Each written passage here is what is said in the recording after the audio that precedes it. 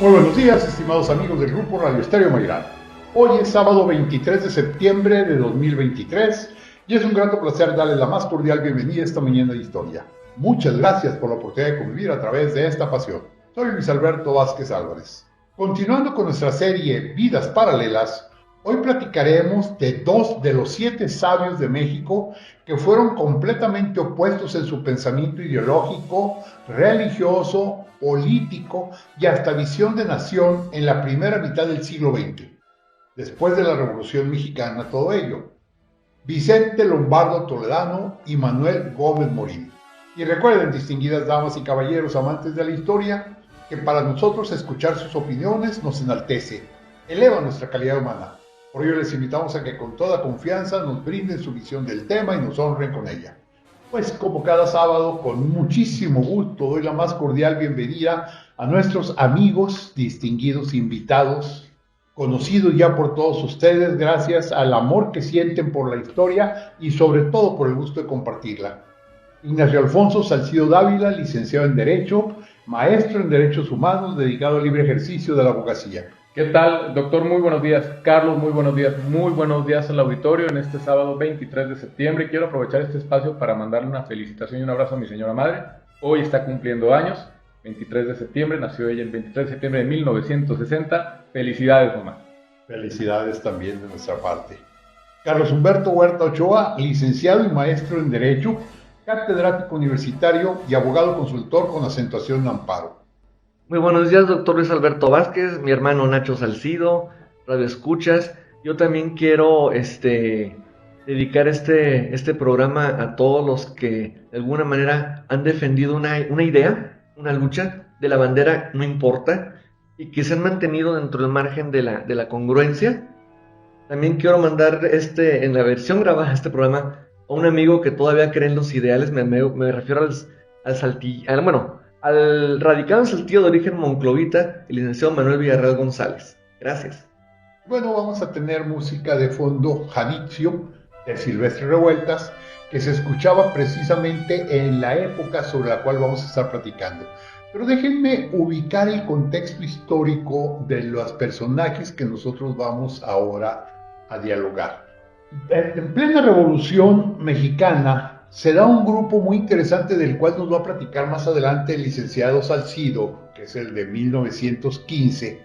Pero déjenme comentarles que terminada la lucha armada de 1910, 1917 más o menos, creada la Constitución, llega el gobierno primero de Venustiano Carranza, luego todo lo que va a ser el movimiento de los sonorenses, Álvaro Obregón, Adolfo de la Huerta, Plutarco Elías Calles, y bajo este contexto que viene a ser de la década de los 20, exactamente esta época, aparecen una serie de conflictos ya no de carácter general armados, aunque sí viene la guerra cristera o la cristiada, como más correctamente se le debe llamar, pero ya el país estaba entrando en otro campo diferente. Ya se estaban empezando a generar instituciones, tanto académicas, caso de la UNAM, como de carácter cultural, y ya se creaba toda una corriente ideológica. Ya hablamos de un Siqueiros, ya hablamos entonces de Orozco, ya hablamos de escritores como Rulfo, como Romero. O sea, el país empieza a cambiar de lo que viene a ser la lucha de carácter estrictamente militar a un tipo de lucha ideológico, un tipo de lucha artística, pensamientos, ideales, y se genera precisamente el grupo de los 7 sabios de México, recordando aquellos 7 sabios de la Grecia clásica famosísima, Solón, Vías, etcétera, que ahorita también Carlos nos quiere comentar un poco acerca de por qué en un principio este reconocimiento de los 7 sabios no era muy respetuoso, que digamos, sino que tenía algún antecedente irónico, y empieza a generarse toda una corriente Además, empiezan a organizarse los grupos de carácter social, que son también muy importantes en este tema de ahora, como son los sindicatos ya más estructurados, como son las corrientes populares y podríamos decir una naciente sociedad civil que empieza a tener cierta fortaleza política, ideológica, y entonces en medio de esta situación es donde encontramos algunos aspectos interesantes. Pero creo que el licenciado Salcido también nos quiere platicar un poco sobre lo que es el momento histórico de esta época. Claro, el momento histórico que visto siempre bajo una cierta óptica, todo momento histórico es un momento actual, ¿no? Incluso me gustaría partir relatando una noticia que se da esta semana que tiene mucho que ver, muchísimo que ver con las bases ideológicas que se sostienen por los personajes que estamos abordando. Hay un empresario australiano que se llama Tim Gurner y él es dueño de una cadena de gimnasios en Australia, es multimillonario, tiene miles de millones de dólares y esta semana él se volvió viral porque se publicó un video en el que señala de manera enfática que se necesita ver dolor en la economía, es decir, que es necesario que exista una tasa de desempleo. En Australia tienen una tasa de desempleo del 3.7% y él sostiene que esa tasa tiene que subir del 40 al 50% para que haya un dolor en los trabajadores y que se les quite la arrogancia, que ellos se den cuenta que la gente, estoy citando, trabaja para el empresario y no al revés. Dice él que se ha producido un cambio sistemático en el que los empleados sienten que el empresario tiene mucha suerte de poder tenerlos y que este cambio de actitud en el empleo deriva de muchas circunstancias, pero que todavía se radicalizó a partir de la pandemia. ¿Qué tiene que ver esto con lo que vamos a relatar? Pues tiene muchísimo que ver. ¿Por qué? Porque, como bien comentaba el doctor, estamos situados en una época en la que es el México postrevolucionario y ya bajo la Constitución actual, es decir, ya es el México moderno en el tema de instituciones. Pasa a ser, como lo dijo Plutarco Elías Calles, si no estoy citando mal, si es así corríjanme, pasa a ser el México de los caudillos al de las instituciones. Pero del México de los caudillos y de las instituciones, pues falta la sociedad civil, como bien decía el doctor. Y es aquí donde surge un personaje como Manuel Gómez Morín, que trata de precisamente ser un contrapeso civil, de aportar alguna especie de estructura organizativa para que también las personas, el grueso de la población, estén representadas, ya no nada más los militares, no nada más las instituciones, sino también el pueblo. Hay como bien comenzaba el doctor, en el marco de este contexto histórico, no recuerdo quién es el que dijo esta frase, si ustedes lo recuerdan, se los diré, que hay quienes luchan en las revoluciones desde las armas y hay quienes luchan desde la trinchera académica con la pluma, y entre ellos podemos encontrar a estos personajes que conformaban la Sociedad de Conferencias y Conciertos, que se estableció el 5 de septiembre de 1916 y estaba conformada por Manuel Gómez Morín, Vicente Lombardo Toledano, Alfonso Caso, Antonio Castro Leal, Jesús Moreno Vaca, Alberto Vázquez del Mercado y Teófilo Olea y Leiva. Todos ellos eran estudiantes de la Facultad Nacional de Jurisprudencia, que es la Escuela de Derecho de la UNAM, ¿sí? Según el acta constitutiva, tenía como finalidad la propagación de la cultura entre los estudiantes de la UNAM. Este grupo de intelectuales recibió el mote de los 7 sabios, como más adelante lo va a relatar Carlos, va a decir el porqué, y bueno, actualmente todavía se les conoce como tales, a pesar de las circunstancias que nos va a comentar Carlos, que no fue como en un principio nada halagüeño. Cada uno de ellos desarrolló una obra personal en sus respectivos ámbitos de conocimiento y todos fueron pensadores de avanzada y críticos de los remanentes del porfirismo y de las ideologías reaccionarias. En sus primeras sesiones, la agrupación ofreció conferencias dedicadas a tratar temas sociales como qué es el socialismo o las instituciones democráticas modernas. Y aquí vamos a entrar también un poquito a la ideología sobre socialismo, sobre marxismo, y vamos a hablar más adelante también de Vicente Lombardo Toledano, que para muchos es considerado, al menos en el papel, como el primer marxista mexicano. Hay quienes establecen que el más grande error de la humanidad, yo no lo comparto, pero lo sostienen, que el más grande error de la humanidad ocurrió aquel día en que entre una sociedad de cazadores, recolectores, alguien pintó una raya en el terreno y les dijo, esto es mío, y los demás se lo creyeron.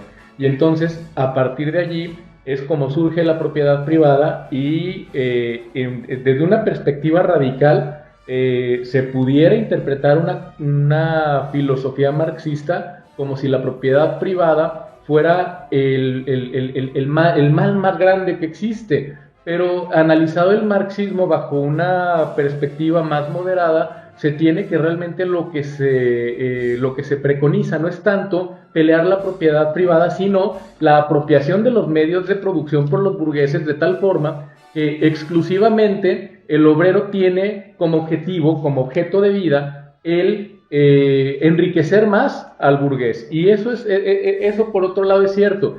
Pero aquí hay que preguntar, y aquí es donde está el punto de toque del relato que di sobre este empresario sobre este empresario moderno. El punto de toque está, ¿qué fue primero, el huevo o la gallina? Es decir, ¿quién se debe a quién? ¿Se deben los empleadores al empleado o se debe el empleado al empleador? ¿Por qué? Porque la perspectiva del capitalista es, yo les doy trabajo a ustedes, pero la perspectiva de los sindicatos, la perspectiva de la sociedad civil que aporta la fuerza de trabajo es, tú no eres nada, tú estás sentado en una silla y estás simplemente coordinando un tema, pero la fuerza de trabajo la tengo yo. Y también es donde vienen estos conceptos que tienen mucha tela para debatir sobre el valor de uso, el valor de cambio, y analizado desde una perspectiva objetiva, cómo realmente lo que acabamos pagando por las cosas no deriva en un beneficio para quienes las producen, para quienes materialmente las producen. Es un tema muy interesante en el que se ha sustentado el debate sobre, no nada más sobre la economía, sino sobre lo político, desde 1859, que es cuando se publica la primera obra de Marx, ¿me equivoco? 48, 48, el manifiesto. Ok, me equivoqué por 11 años. Desde allí para acá ha tenido, para bien o para mal, mayor o menor influencia sobre cómo analizamos a las sociedades. Y entonces, Carlos, pues hasta aquí mi participación. No sé si tú quieras comentar algo, usted, doctor. No, nomás el comentario de la pregunta. Quien primero sacó la idea de la propiedad privada fue Juan Jacobo Rousseau en el contrato social. Y el que la desarrolla más fuertemente es posteriormente Federico Engels, el íntimo amigo, compañero de Carlos Marx, en aquel del origen de la propiedad, la familia y la sociedad. Es donde se establece precisamente esa idea que usted está manejando. Adelante, Carlos. Gracias, doctor. Y retomando un poco lo que es Engels, de alguna manera muy parecida a su físico Venustiano Carranza, las barras que tenía don Federico, al margen de toda convicción que tengamos en lo particular, bajo los economistas objetivos dicen que ha sido el estudio de economía más completo, como análisis. Ya la cuestión fáctica pues ya sabemos que es otra. Pero vámonos a los hechos. ¿Qué es el México por revolucionario o la revolución convertida en institución de un partido político? La idea, transitar del gobierno militar a los civiles, la idea de volver a las instituciones, y ahí es donde entra esa parte evolutiva de este grupo. Pero vamos a hablar del grupo, sobre todo de los 7 sabios mexicanos, que fundan una sociedad que digo, ahorita desgraciadamente veremos como poco vendible, de conciertos y conferencias. Cuando desgraciadamente por cuestiones mediáticas, a cualquier tonto como el Chapucero le das un espacio en YouTube y dice babosada y media, o La Casa de los Famosos, o unos que reducen su ámbito cultural al Hola y TV Notas. No digo que sea malo, que lo reducen nada más. Entonces es una serie de decir, bueno, vamos a crear cultura jurídica, cultura mexicana y cultura jurídica. Eran todos, como tú bien dices, Nacho, atinadamente de aquella heroica Escuela Nacional de Jurisprudencia. Dos de ellos, como Teófilo Leiva y Alberto Vázquez del Mercado, llegaron a la Suprema Corte, tratadistas de libros, sus resoluciones, poemas jurídicas, claro, analizando su entorno y sus circunstancias. Entonces, ahí es donde viene la figura de estas personas, se mofan un poco, pues ¿qué se creen? Como los dueños de la verdad, los eruditos griegos. Pero si en lugar de darles para abajo, al contrario, les levantó mucho el ánimo porque tuvieron una serie ese fue el antecedente de muchas cosas. Se agregó después de ese grupo Narciso Balsols, Y sobre todo, esta persona que es, ay, te los digo después del corte, porque andamos un poco ajustados de tiempo, pero sí, es importante comentar. Carlos, yo nada más... Daniel José Villegas, perdón, Daniel José Villegas. Sí, para cerrar este bloque, algo muy interesante que comentaste sobre el TV Notas y la Casa de los Famosos. Hay algunos estudios muy interesantes sobre la importancia que tiene el chisme en el desarrollo social. Incluso, que quizá el chisme es lo que amalgama y lo que nos ha hecho progresar para convertirnos en la especie dominante en el planeta. Ay, Nachito, la gente no se alía en base a estructuras mentales complejas, sino a qué hizo el hijo de la Vamos a crecer más. Vamos a dar una pausa y platicamos enseguida, porque está muy interesante esto. Vamos a la pausa. El diálogo continúa después de esta pausa. Escúchanos en línea a través de www.noticierosgrem.com.mx. Diálogos con la historia. Q 91.1 FM. Es tiempo de continuar dialogando con la historia. Escúchanos en línea a través de www.noticierosgrem.com.mx. Diálogos con la historia. Q 91.1 FM.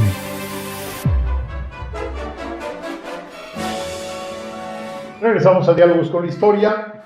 Hoy nuestro tema, vidas paralelas. Dentro de este capítulo, Vicente Lombardo Toledano y Manuel Gómez Morín. Con nosotros los licenciados amantes de la historia, Carlos Humberto Huerta Ochoa e Ignacio Alfonso Salcido Dávila.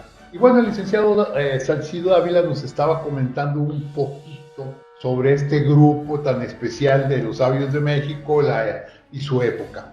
Así es. Bueno, Carlos, como comentábamos, y de hecho esto nos va a dar mucha materia y la hemos tenido ya en los programas anteriores sobre éticamente qué tan justificable qué tan moralmente correcto es implantar una ideología en las masas a sabiendas de lo que opina, de que lo que opina la mayoría no es verdad. Hay algunos expertos en argumentación que sostienen que cuando se trata de debates sobre ideologías no existe una verdad absoluta, sino que la verdad es la que dice la mayor parte de las personas. Hay otros que sostienen que no, que detrás de nosotros hay unos principios que subyacen que objetivamente los podemos asir. Dependiendo de la respuesta que demos a esa pregunta va a ser lo moral o inmoral sobre la implantación de un ideario a las masas cuando éstas opinan distinto. Y el ejemplo lo tuvimos en el programa anterior cuando establecimos con mucha verdad, porque eso es indudable, que el México de 1850 en su mayoría no quería un ideario liberal. Y por lo que hace al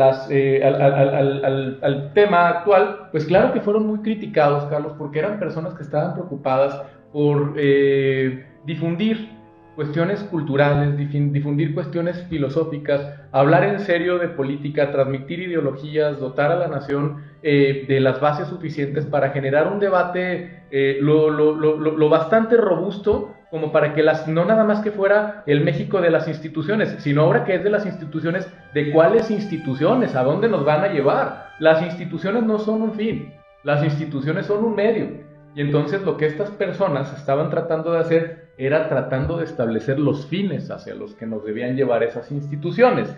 En relación a esta sociedad de conferencias y conciertos de 1915, pues hay que recordar que Homero y Hesiodo eran grandes poetas y artífices de la mitología griega. Y además de ellos existieron filósofos que desarrollaron saberes más alejados de la tradición poética. De estos sabios griegos se destacan 7. Tales de Mileto, Solón de Atenas, Bías de Priene, Pítaco de Mitilene, Cleóbulo de Lindos, Quilón de Esparta y Periandro de Corinto. De Solón hay varios textos y del resto apenas hay algunas sentencias, que algunas son seguramente apócrifas. Así como en la antigua Grecia, en México se construyó la idea de 7 sabios que vivieron en los albores del siglo XX y pertenecieron a lo que se llama la generación de 1915. Estos sabios construyeron, entre muchas cosas, el Instituto Politécnico Nacional, el Banco de México y el Instituto Nacional de Antropología e Historia, y sus textos siguen siendo retomados al día de hoy y aportaron mucho para construir el entramado institucional que todavía sostiene al país. Y hablemos de uno de ellos, que es de Manuel Gómez Morín. Vamos a hablar del fundador de un partido que fue el partido principal de oposición durante muchos años en nuestro país, que es algo muy saludable. Todas las democracias necesitan un contrapeso de cualquier índole, incluso abordando el tema actual. yo estoy totalmente en desacuerdo con el hecho de que la gente se cambie de color como se cambian de ropa, pero lo cierto es que es necesario para que el partido en el poder no se consolide como una fuerza autocrática. Se necesita un contrapeso, y entonces es lo que él trata de aportar al fundar el Partido Acción Nacional. Él formó parte, como ya lo habíamos mencionado, de los 7 sabios, nace en Batopilas, y la fecha de nacimiento de él es el 27 de febrero de 1897. Estudió durante los años de la Revolución Mexicana la licenciatura en Derecho en la Escuela Nacional de Jurisprudencia, y allí él fue alumno de Antonio Caso y compañero y amigo de Daniel Cosío Villegas, Miguel Palacios Macedo y Vicente Lombardo Toledano. Él luchó por la autonomía de cátedra, él luchaba por la autonomía, tanto autonomía en todos los aspectos que tienen que ver en lo económico, para que la universidad se autodeterminara, como algo que está implícito, que es la libertad de cátedra. Y durante su paso por la Universidad Nacional llevó diversos cursos de filosofía y letras en la Escuela Nacional de Altos Estudios, y adelantó algunas materias. Hay algo muy interesante sobre él, que es el hecho de que se le considera como un demócrata consumado, ¿sí? Pero hay algunas citas sobre intercambios epistolares de su autoría, que tienen frases como esta: en México la autoridad debe instaurarse por el sufragio. Hasta allí todo bien. Por el sufragio universal, palomita. Esa es nuestra realidad formal. Aquí ya empezamos a ver cómo que nuestra realidad formal. Más tarde veremos o verán nuestros hijos si se da un voto calificado al jefe de familia, si deben tener representación como tales los claustros universitarios, los intereses económicos, las comunidades profesionales, las jerarquías eclesiásticas, etc.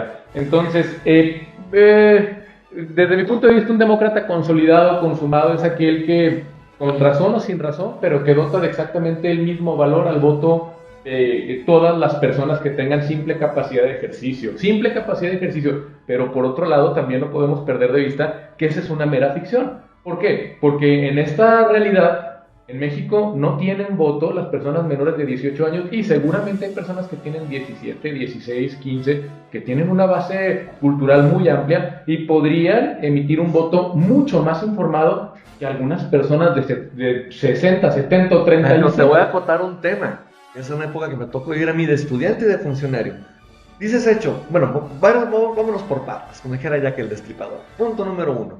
A mí me tocó una época de estudiante y de funcionario público. ¿Cómo es posible? A los 18 años eres ya, a los 16 años, la legislación de Coahuila, eras penalmente responsable. No te ibas al tribunal de menores, directo al Ministerio Público y al Centro de Rehabilitación Social y ante juez de primera instancia. ¿A qué edad? A los 16. Estuvo muchos años hasta 2006 se terminó. Y hace falta. Y después, no, que la criminalización y que no sé qué, y le negabas el derecho a votar. Te digo, ahorita ese es un punto. Punto número 2. Qué bueno que hablas de los contrapesos. No todo puede ser de un solo color, de un solo tamaño. Somos una pluralidad de ideas. Geográficamente también somos muy diversos en cultura, tamaños, formas de ser. Un país enorme. Somos una gran nación, definitivamente. Entonces yo veo la preocupación de un posible autoritarismo, que por eso es lo que siembra la inquietud de Gómez Morín de fundar el partido, cuyo nombre correcto es Partido de Acción Nacional. Pero también, antes de llegar a eso, Gómez Morín también fue parte del sistema. Fundó el Banco de México, como un banco central. Ya después lo que hicieron que la autonomía fue retomar las ideas de Gómez Morín, que hizo en los años 20 y 30. Fue director de la Facultad de Derecho y rector del UNAM. Hablaba de libre cátedra. Yo les apuesto doble contra sencillo que él reprobaría, como se utilizó muchos años las universidades públicas, utilizando grupos de golpe, de contraataque, para violentar las instituciones y la paz. Y aunque algunos nieguen su pasado, los después quieren darse dotes de mucho intelectual, pero su pasado ahí lo traen a las... Gómez Morín hubiera reprobado eso, y también Lombardo Toledano también hablaba de libertad de expresión. Los dos fueron catedráticos, más adelante los dos publicaron obras, no copy and paste como cierto conferencista que dicen que va a venir por acá. Entonces, pero quiero hablar de la preocupación social. Y aunque se enojen en mi casa, ni me voy a balconar gente. Por el lado materno, es lo que comentaba en el corte. En los años 30, familiares acá cercanos a mi tronco, que nacieron en los 20 o en los 10, les tocó una reforma constitucional que decían, la educación tiene que ser laica y socialista. Y eso asustó a un tío abuelo de la familia. Entonces, ¿qué es lo que hizo? Sacó a sus hijos de las escuelas. No queremos comunistas. Y así como dije del Oli TV, no les digo, con que sepan leer la Biblia y selecciones del Reader Digest. ¿Qué pasó con esos tíos que conocí? Gente muy honorable, pero a que se dedicaron a ser sastres, a ser peluqueros, a ser carpinteros. Y uno, el rebelde, tuvo ya muchos años, como en sus años 30 de edad, de meterse a estudiar ingeniería y trabajar en Pemex. Claro que el pobre tío se puso el grito en el cielo, comunistas. No, fuimos una etapa socializante, pero el comunismo nunca fue un riesgo así latente en la República Mexicana. De ahí que Gómez Morín quisiera, junto con otros, porque no fueron otros, Lascurain, Efraín González Luna, padre de nuestro jesuita Luis González Morfín también. Entonces, que conjuntaron eso. Hay que hacer un contrapeso, son necesarios. Les asustaba mucho Lázaro Cárdenas, pero les estaba Lázaro Cárdenas y toda la élite que lo rodeaba. Entonces, son sanos como siempre los contrapesos, pero ya vemos ese siglo XXI tan alejados. Yo siento que estamos del comunismo, como de esos principios de congruencia, como dicen, de una patria ordenada y generosa. No sé si Gómez Morín hubiera aceptado magistraturas, ¿verdad? O notarías, otro tipo de cosas. Y realmente quedan muy pocos héroes de aquella vieja guardia, de las que luego hablaré cuando toque el tema de aquella legislatura del 99-2000. Gracias. Fíjate que de Manuel Gómez Morín se dijo mucho en su momento que era nazi, que era profascista.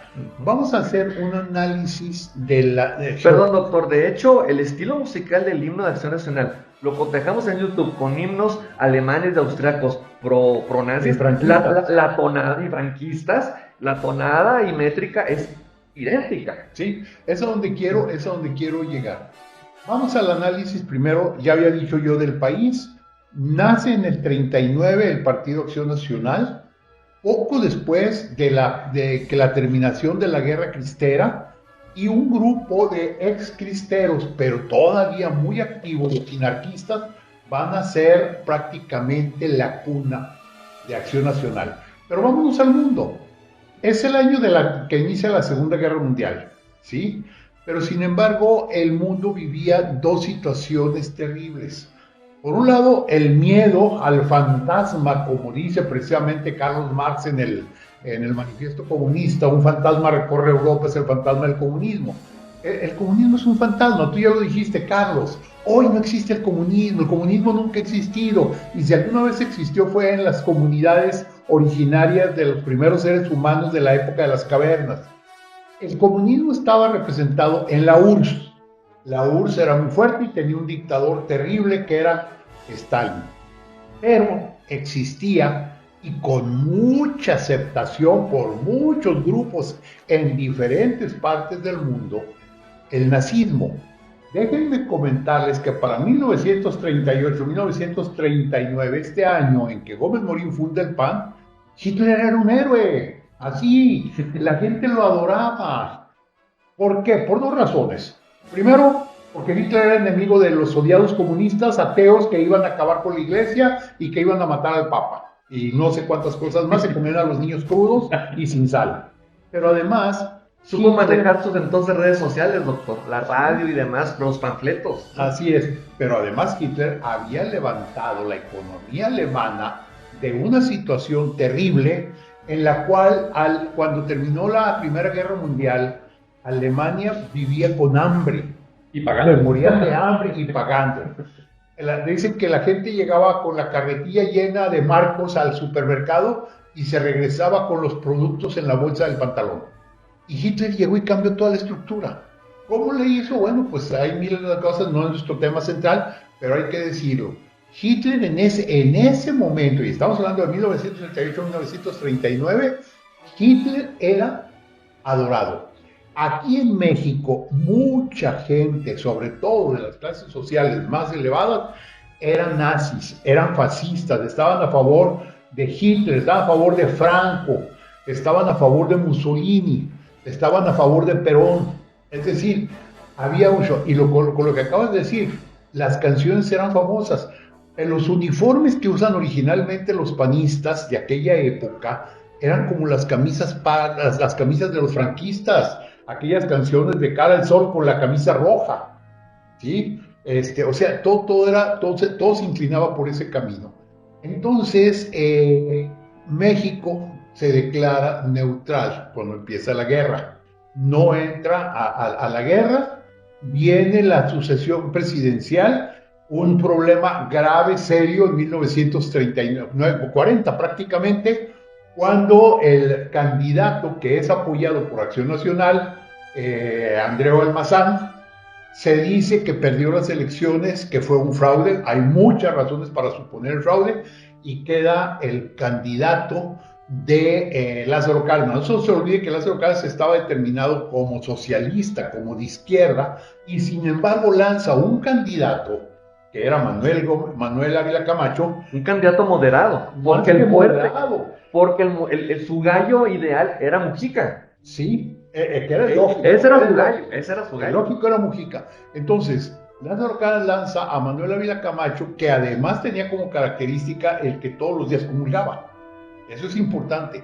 Y entonces, bajo esas condiciones, México entra en una etapa medio difícil, y hasta cierto grado podemos decir que con esto Lázaro Cárdenas le mata la gallina de los huevos de oro al PAN, porque entonces el PAN no puede hablar de comunismo en el partido de la Revolución Mexicana, que se va a cambiar, se acaba de cambiar el partido de la Revolución Mexicana, todavía no era PRI, porque el candidato, el presidente de la República, es un creyente practicante de comunión diaria. Entonces, en cierta medida, el PAN de Gómez Morín, eminentemente católico, eminentemente de derecha, pierde parte de su fortuna. Vamos a hacer una breve pausa y vamos a continuar platicando en breve sobre este tema. El diálogo continúa después de esta pausa. Escúchanos en línea a través de www.noticierosgrem.com.mx. Diálogos con la historia. Q 91.1 FM.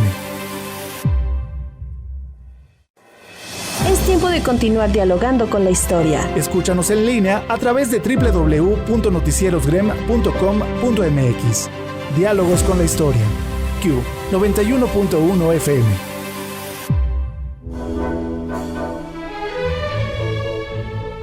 Regresamos a Diálogos con la Historia. Hoy seguimos platicando de vidas paralelas. En esta ocasión, Manuel Gómez Morín y Vicente Lombardo Toledano. Con nosotros, Ignacio Alfonso Salcido Dávila y Carlos Humberto Huerta Ochoa, ambos abogados amantes de la historia. Y déjenme cerrar lo que yo estaba comentando hace un momento respecto del Partido de Acción Nacional, diciendo que los panistas de los años 50, 60, 70... eran gente muy preparada y gente muy honesta. Lo digo por conocimiento directo de causa. Admirables esas personas. Era gente que por nada del mundo hubiera creado un cártel inmobiliario, y mucho menos hubiera hecho tranzas o movidas para quedarse con dinero. Era gente que realmente vivía el pensamiento de Manuel Gómez Morín. Así es, doctor. Y yo digo, el señor Gómez Morín se debe retorcer en la tumba, así como otros. ¿Por qué no se investigó la misteriosa muerte de Maquío? ¿Por qué los dos últimos grandes legisladores panistas, que óiganlo bien, y los que son sus hijos, siéntanse orgullosos de don Alberto González Domene y de Ramón María Nava González, que en la legislatura del año 1999 votaron en contra del encubrimiento del Fobaproa? Así es. Dijeron, no, claro que no. ¿Cómo vamos a blanquear una serie de cuentas de malos manejos financieros? Y que no se llegue a la verdad de los hechos. Y ese es el mismo destino que va a tener ahora con esta 63 legislatura de Coahuila, en la megadeuda que dijeron. Pero no, acá lo cambiaron con magistraturas, lo cambiaron por notarías. Decían en su campaña que el Coahuila digno, vamos a sacar unos rateros desde uno. Sí, para meter a otros. Yo seré tu jefe. ¿Jefe de quién? Ya saben a quiénes me refiero. Pero bueno, yo no pienso que eso, el hubiera no existe. Ya quedó esa época de oro y se vuelve un pragmatismo, lamentablemente. Bueno, vamos a dejarnos de estas cosas. No van a pensar que estoy un poco enojado o amargado. Vamos a hablar del oriundo de Teciutlán, Puebla, Vicente Lombardo Toledano, nacido allá en el año 1894. Me decía mi abuelo, que era por ahí cerquita de Tehuacán, Puebla, que hasta decían, y no será cubano o algo así. No. Era de origen, precisamente el apellido Lombardo, italiano. Su padre llegó siendo, como diríamos ahorita, un microempresario, y obviamente pues don Vicente se va a estudiar a Ciudad de México, precisamente en la Escuela Nacional de Jurisprudencia. Es compañero de Gómez Morín, como lo dijo al principio del programa, el primer mexicano marxista-leninista convencido y autenticado de esas ideas. Su instrucción básica la hizo en el Liceo de Teciuteco, en Puebla, antes de llegar a la UNAM.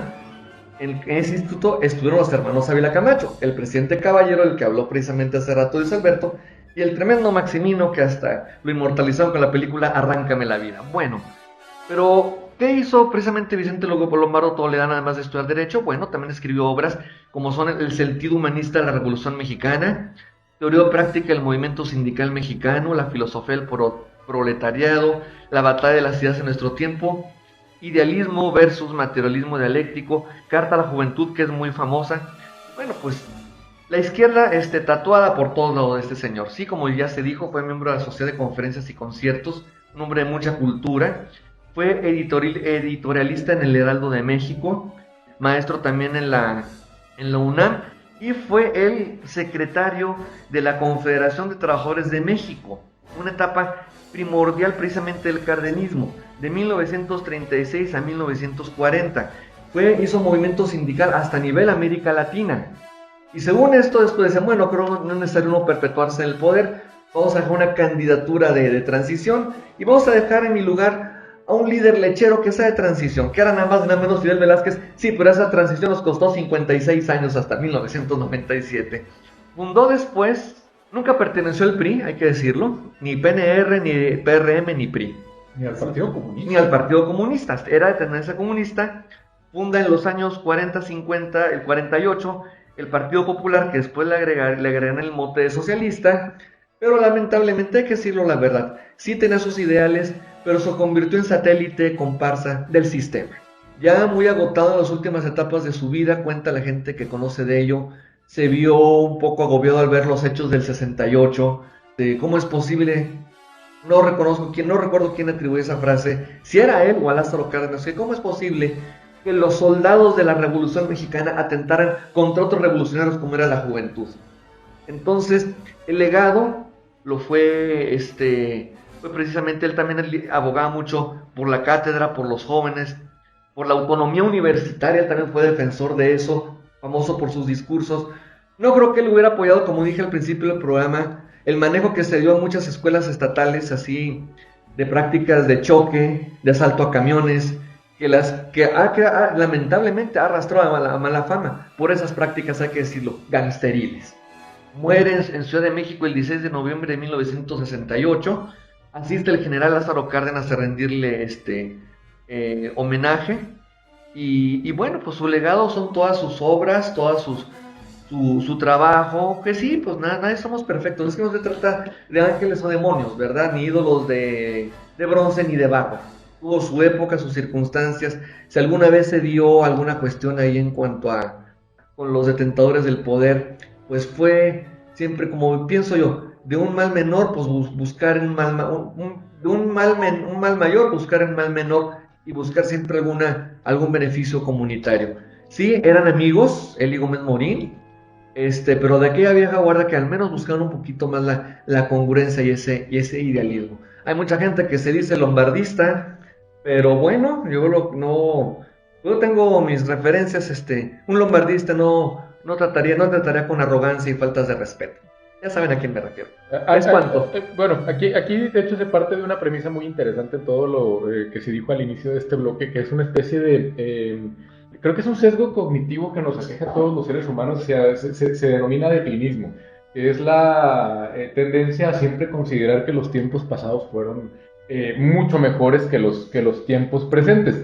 Es algo muy interesante porque está documentado científicamente que el ser humano, por estructura de pensamiento, así es como piensa. Y incluso yo les puedo asegurar que en 1940 o en 1930 se pensaba que el pasado fue mejor, en 1850 se pensaba que el pasado fue mejor, en 1500 se pensaba que el pasado fue mejor, pero lo cierto es que, así viene en español, ahorita estamos a todo dar. O sea, Incluso como país y como humanidad, nunca había habido tanta prosperidad, nunca había habido tan poca hambre, nunca había habido tanta gente con cobertura de salud, nunca había habido tanta libertad de expresión, nunca había habido un periodo de paz tan prolongado como el que actualmente estamos viviendo. ¿Sí? Al margen de las cuestiones que digamos sobre si la política actual es una basura, la política como tal, como dedicarse a la política, 100% a la política, sin hacer nada productivo, siempre ha sido una basura. Eso es la verdad de las cosas, ahorita y hace 50 años y hace 100 años. ¿Por qué? Porque el político que exclusivamente se dedica a la política no produce nada, pero tiene los recursos y mueve los hilos. Entonces yo creo que no radicalizar. Por otra parte, Carlos, tú hablabas de si estaba dentro del sistema Lombardo Toledano o fuera del sistema. ¿Se puede nadar fuera del río cuando lo que buscas es cambiar su curso? Tiene que hacerse desde el río. O sea, creo que si... hay un libro muy interesante, muchas de las cuestiones no las comulgo, que es las 40 y tantas leyes del poder, ¿sí? Escrito por un autor estadounidense de esos que nada más escriben libros, pero tampoco han hecho nada importante, más que escribir libros de esos bestsellers, ¿no?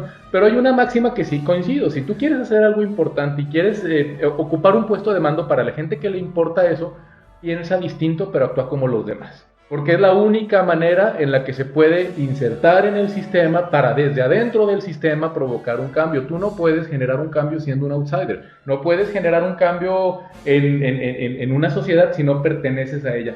Entonces es muy interesante. Claro que hay cuestiones que sí son condenables, como el hecho de que se haya declarado de ideología marxista y por otra parte no haya apoyado los movimientos que hubo tan radicales para la mejora de los salarios. Como la huelga del 58, de los maestros, de los ferrocarriles, de los telegrafistas, de los México, ese México que ya se había consolidado una ideología nacional, por decirlo de alguna manera, y es el México moderno en cuanto a instituciones. Pues ahora lo que seguía, no hay que olvidar que la revolución nos deja un legado que es la preconización y el reconocimiento de los derechos de las minorías en el texto constitucional. Es una constitución que tiene, desde mi punto de vista, una gran cantidad de derechos sociales. Es la consagración del ideario revolucionario, el hecho de que ya tú, trabajador, no me perteneces a mí como empleador, tú, campesino, no me perteneces. Tú eres dueño de ti y te tengo que respetar una jornada y te tengo que respetar un salario mínimo y tengo que darte tiempo para descansar, para recrearte, tengo que participarte de las utilidades y todavía dicen de mi empresa. No, pues es que no es tu empresa, ¿quién produce? Tú organizas. Entonces por eso también tan justo ese reparto, que realmente es pírrico, tristemente, porque sabemos que hay muchísimas estrategias que utilizan las empresas para nunca tener utilidad y que les den a los trabajadores sus 25 pesos. O sea, pero en realidad, en cuanto al aspecto formal, claro que México, yo eso lo sostengo, México es un estado social de derecho. Y desde mi punto de vista, es en el papel, si todo funcionara como está establecido, sería magnífico, sería maravilloso, que todos percibirían los frutos del trabajo que realizan. Aquí el gran problema que se tiene en el país, y creo que a nivel mundial, y eso era en la época de la que estamos hablando, 1930, 1940, y todavía en la época actual, es el reconocimiento de la dignidad. ¿Por qué? Porque las personas que se rompen el lomo construyendo casas, que se rompen el lomo fabricando ropa, transportando productos, transportando personas, no reciben el fruto de su trabajo y ven cómo se enriquecen los que están arriba y que trabajan menos.